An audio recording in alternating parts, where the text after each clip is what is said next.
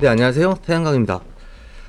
2020년 상반기 RPS 장기거래 계약 결과 발표가 마무리가 됐습니다. 제가 수익성 분석을 계속 해드리고 있는데, 수익성 분석을 계속 해드리는 건 초보자분들은 조금 이해가 안 가실 수도 있을 것 같습니다. 왜 금액들이 계속 변동을 하지? 왜 금액들이 계속 다르지? 왜 수익성은 이야기하는 사람마다 다 다르지? 라고 생각을 하실 수 있을 것 같은데, 변해가는 수익성에 대해서, 현금 흐름에 대해서 다시 한번 따져보시라고 말씀을 드리는 거고, 현금 흐름을 분석하는 기준이 어떤 것들이 있는지에 대해서 한번 좀 파악해 보시기 위해서 제가 여러 가지 안들을 가지고 수익성 분석을 해드리고 있고요. 그리고 현물 시장 금액이 변동하는 거에 따라서 달라지는 수익성들을 그때그때 보여드리고 있고, 한국형 FIT 건인지 아니면 뭐 RPS 건인지, RPS 장기거래 계약 시장 건인지, 현물 거래 시장 건인지에 대해서 어떻게 현금 흐름들이 바꿔가는지에 대해서 말씀을 드리고 있습니다. 그래서 제가 사업자분들한테 말씀을 드릴 땐 항상 미니멈 기준으로 한번 생각을 해 보십시오. 미니멈 기준으로 생각을 했을 때도 내가 들어갈 수 있는 사업인지 다시 한번 따져보십시오 라고 말씀을 많이 드렸습니다. 그 금액의 최악의 상황일 때도 내가 수익성을 낼 수 있는지를 한번 보셔야 하고, 또 하나는 지금의 현금이 장기적으로 봤을 때 이 지금의 200만 원이 20년 후에 200만 원이 아니다 라는 것들도 한번 점검을 해 보셔야 하고, 유지보수비를 제외했을 때 어떻게 달라지는지도 한번 따져보셔야 된다라고 말씀을 드렸습니다. 100kW 기준으로 유지보수비가 어느 정도 나오는지, 어느 정도 현금 흐름을 가져갈 수 있는지에 대해서 한번 분석을 해드렸으니, 그런 자료를 한번 찾아보시는 게 좋을 것 같고요. 사실 사업이다 보니 사업자 본인께서 준비하시는 분들이 공부하실 게 많다는 걸 압니다. 그리고 복잡하고 어렵게 생각하실 줄도 아는데, 그걸 최대한 심플하고 깔끔하고 간단하게 표현해 드리기 위해서 노력을 좀 하고 있거든요. 테이블은 지난번 제가 한번 분석을 해드린 테이블과 동일한 방식으로 분석 자료를 만들어 봤고요. 제 자료들 보시면 수익성 분석을 해드린 자료들이 있다 보니 그거랑 한번 비교를 해보시는 것도 좋을 것 같고요. 오늘 기준으로 제가 수익성 분석을 현금 흐름에 대해서 다시 한번 따져봤습니다. 여기에 기준이 된 금액들을 한번 살펴보셔야 하는데요. 장기거래 계약 평균가 기준이라고 명시를 해놓은 건, FIT 건 뭐 매출은 아시다 보니까 요건 이렇게 좀 확대를 해가지고 보여드릴게요. 장기거래 계약 기준 평균가는 장기거래 계약 입찰이 요번 상반기 입찰이 나왔던 S&P 평균가 89.98을 기준으로 했고요. REC 같은 경우는 99kW 기준, 다음번에 우리가 입찰이 들어가면 얼마에 할지 모르다 보니까 예전가, 지금은 뭐 16만 5천원, 16만 4,900원, 16만 5천원까지 선정이 됐습니다. 그런데 미니멈 기준으로 해서 99kW 다음번에 만약에 15만 5천원까지 떨어지면 어떻게 할 것이냐를 상정을 해서 계산을 해본 겁니다. 현물 거래 같은 경우는 지난달 S&P 정산액이 75.38원을 정산을 받았고요. REC 같은 경우는 지난 5월 28일 현물 거래 종가 기준으로 잡았습니다. 그래서 44,500원 기준으로 했다 보니 11만 9,880원이 정산 금액이 됐습니다. 현물 금액들이 지금은 워낙에 더 낮죠. 장기 거래 계약보다. 그러다 보니 그것 때문에 제가 입찰 들어가시는 분들께도 현물 금액이, 현물에서 정산하는 금액이 워낙에 낮다 보니 장기 거래 계약을 가시는 게 지금은 더 유리할 겁니다 라고 말씀을 많이 드렸던 부분이 있는데, 여튼 관련된 내용들을 제가 정산 기준액을 근거 자료를 확인을 해서 넣었다라는 말씀을 드리고요. 999kW 고압에서도 마찬가지입니다.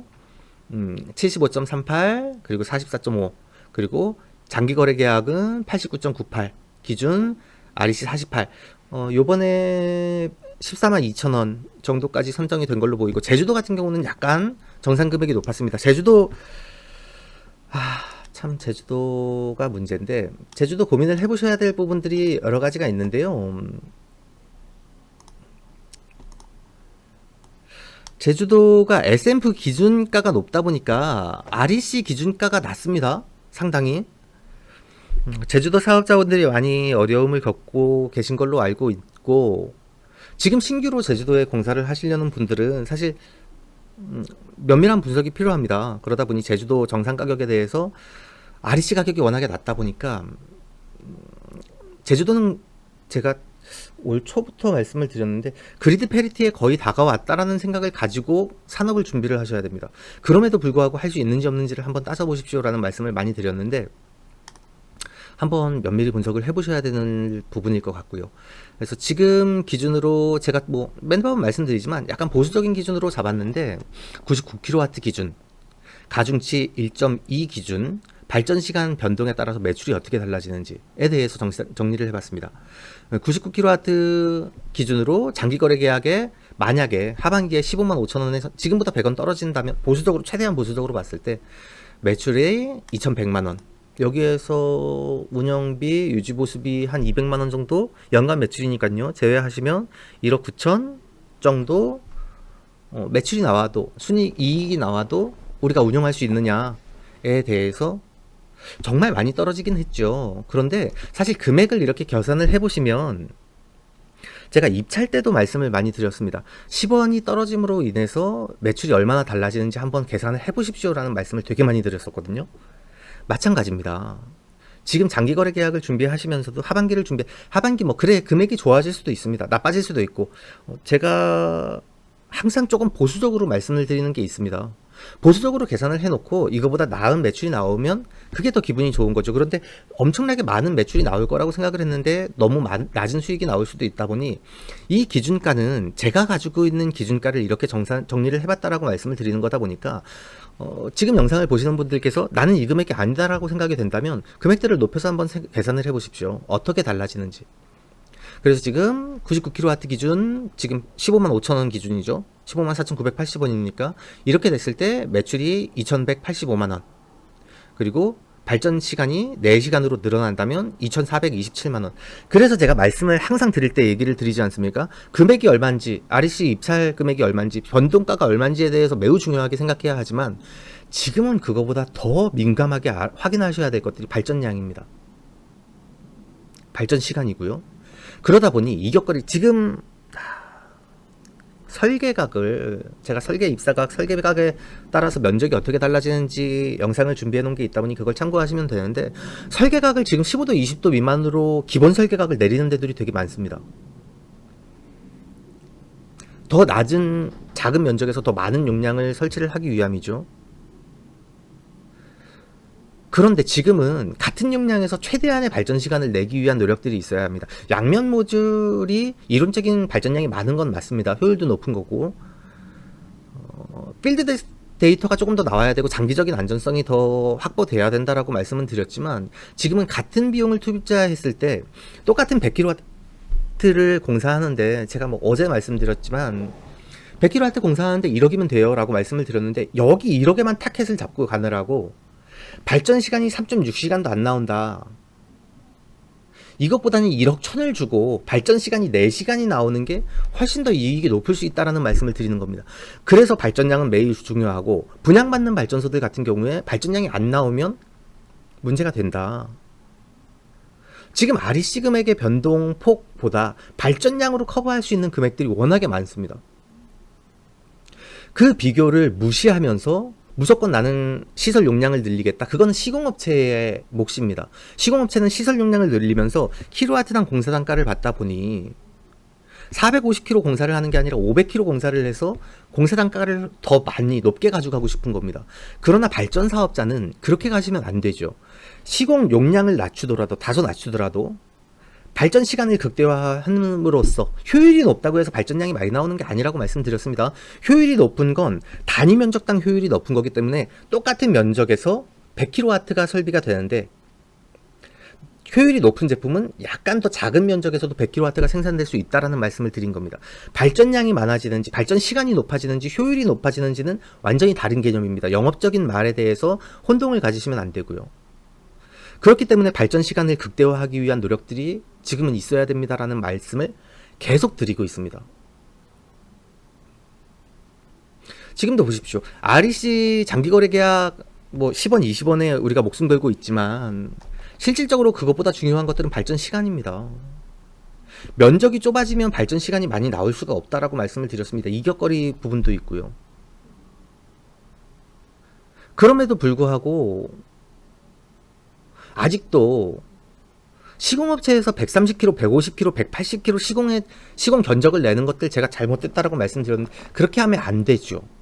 사업자들은 모를 수도 있지 않습니까? 그런데 시공업체는 그렇게 가시면 안 됩니다.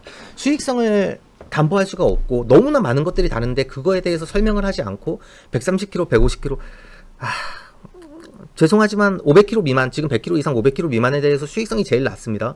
게다가 500km 이상은 지금 발전사들, 자회사들이 자체 물량들, REC 자체 물량 소비해야 되기 때문에 각 발전사들마다 지금 수익계약 물량들이 나옵니다. 150원대, 15만원대 수익계약 물량들이 나오고 그건 발전사가 지분 참여를 하는 것들 기준으로 나오는 걸로 알고 있습니다.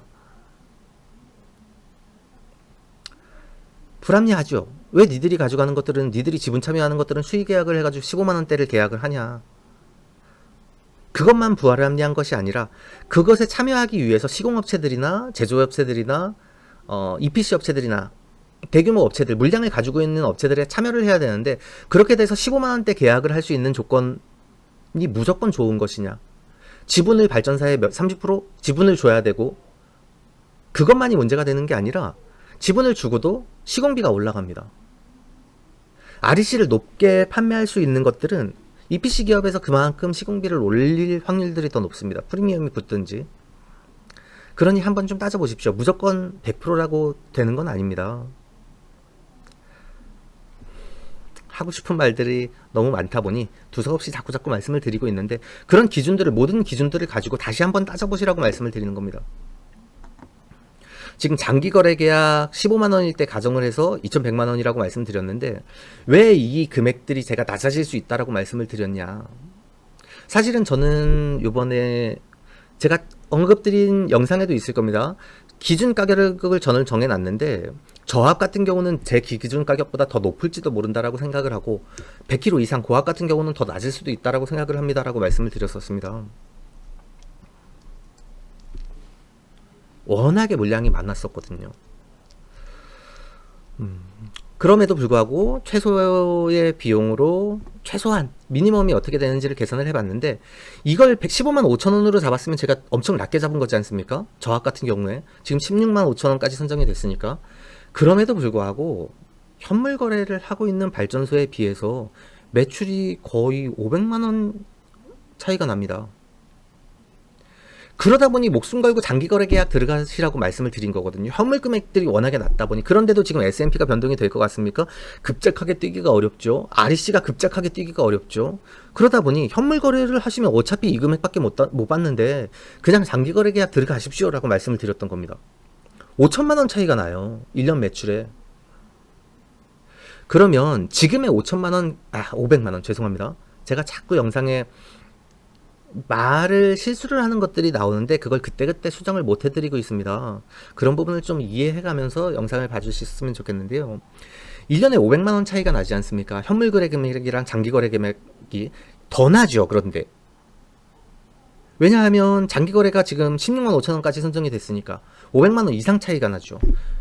그럼 지금 장기 거래 계약을 들어가셨어야 됩니다. 왜냐하면 지금 500만원의 차이랑 20년 후에 500만원의 차이는 틀린 거니까요. 지금 500만원을 더 가져가는 게 훨씬 더 이익이죠. 20년 후에 500만원은 지금의 50만원 밖에 차이가 재산 가치가 없을 수도 있으니까. 어떻게 달라질지는 그때에다 가서 달라지는 거겠지만 그렇기 때문에 목숨 걸고 요번에 장기거래 입찰에 들어가는 것들이 있는 겁니다. 그렇기 때문에 16만원에 질른 것들이 있는 겁니다. 100% 되겠다라는 생각에 16만원 미만에 요번에 저압에서 질른 것들은 100% 된다라는 기준하에 지른 겁니다. 또는 공사가 아직 안 된 것들, 하반기에 공사할 것들. 그랬노니 2003년 전에 공사하신 분들이 어려우시죠. 고압으로 가볼까요? 지금 제가 999km 기준으로 수익성 분석을 해봤으니 500km 가지고 계신 분들은 이거에 딱 반이라고 생각을 하시고 보시면 됩니다. 마찬가지로 현물 거래 계약, 현물 가격 기준, 그리고 장기 거래 계약 평균가 기준, 이것도 지금 14만 2천원, 뭐 제주 같은 경우는 14만 4천원까지 선정이 되신 것 같은데 13만 7천원을 기준으로 제가 수익 분석을 해봤습니다.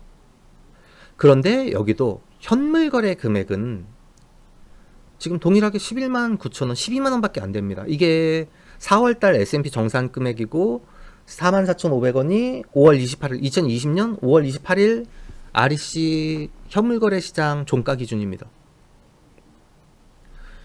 1매가 기준으로 보면 1억 5,700, 1억 8,100, 2,300, 2,400 정도 차이가 나죠. 그렇기 때문에 들어가시라고 한 겁니다. 장기거래 계약을. 그렇기 때문에 13만원 후반대에 입찰에 참여한 데들이 있는 겁니다. 맞습니다. 일부에서는 하반기 때 더 좋은 금액이 나올 수 있으니까 지금 들어간 사람들은 멍청한 사람들이야 라고 얘기를 할 수도 있습니다. 그런데 반대로 2,400만원의 차이가 난다면 6개월 동안 가져갈 수 있는 수익은 2,400만원의 반이니까 1,200만원이 나는 거죠. 지금의 1,200만원 차이와 20년 후에 1,200만원의 차이는 다른 겁니다. 그렇기 때문에 지금 들어가는 겁니다. 그렇기 때문에 제가 기준가를 잡을 때 왜 이렇게 보수적으로 잡냐라고 얘기를 하는 게 아니라 나름대로의 자기만의 이익을 극대화할 수 있는 방법들을 찾아서 들어간 겁니다.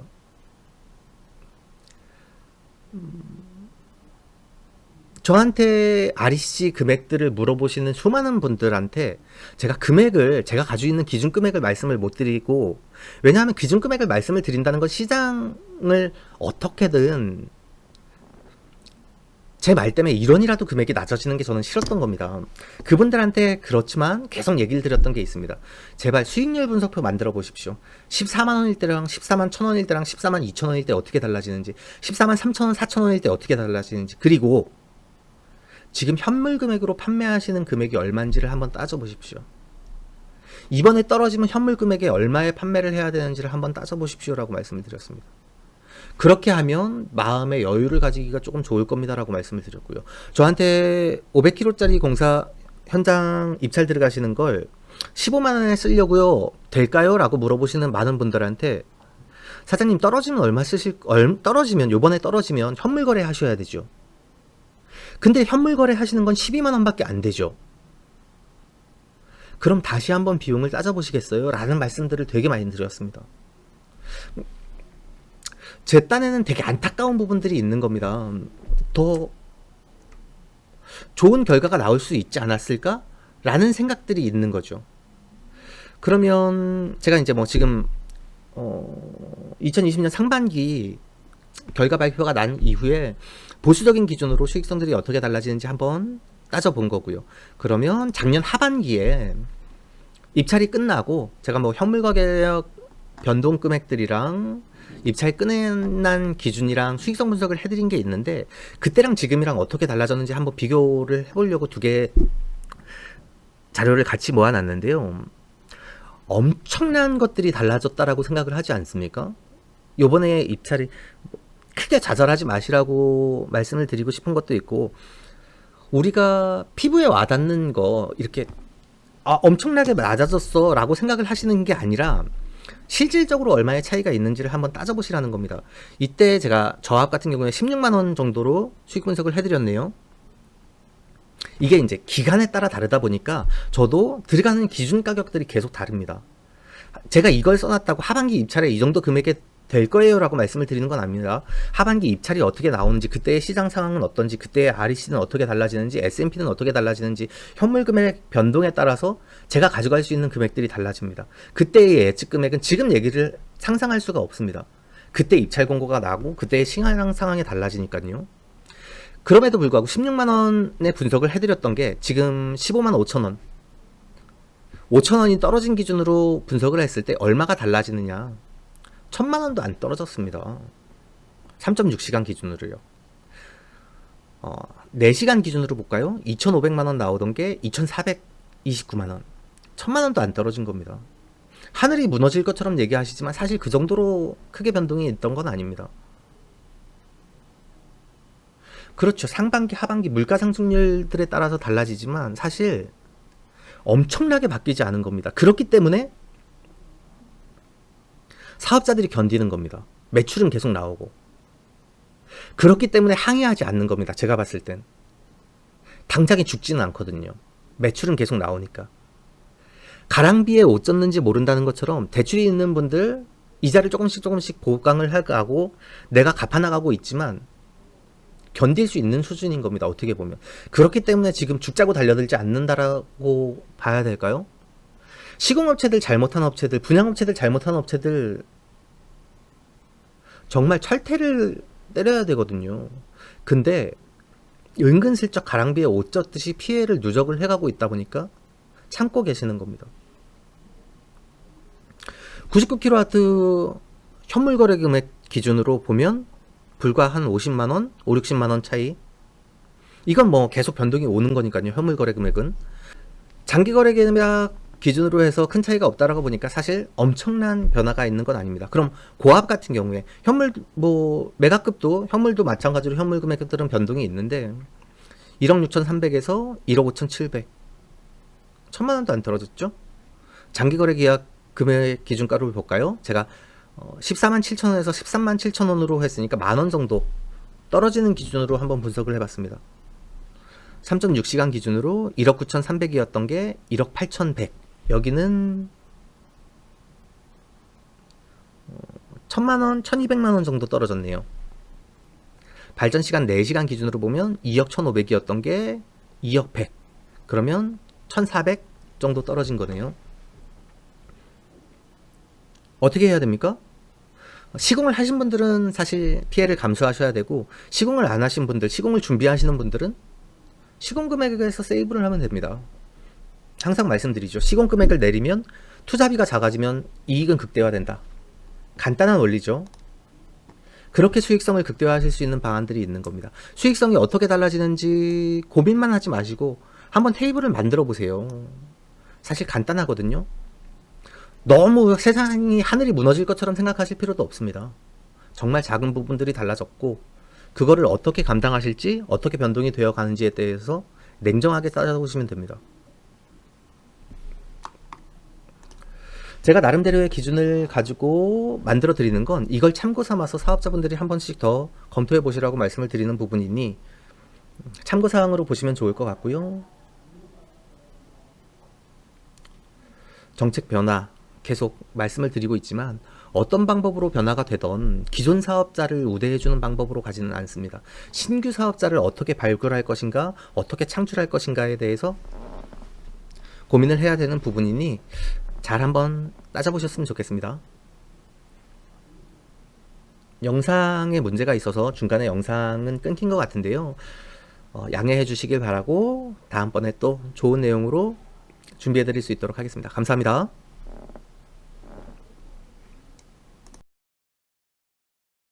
가짜뉴스와 잘못된 정보들이 넘쳐나고 있습니다. 스팸과 사기꾼 예방을 위해서 참여가 필요합니다. 첫 번째, 3개의 점을 눌러주세요. 두 번째, 신고를 클릭해주세요. 세 번째, 스팸 또는 오해 소지가 있는 컨텐츠를 선택하세요. 네 번째, 대량 광고 또는 사용자를 현혹하는 컨텐츠를 클릭하세요. 다섯 번째, 싫어요를 눌러주세요.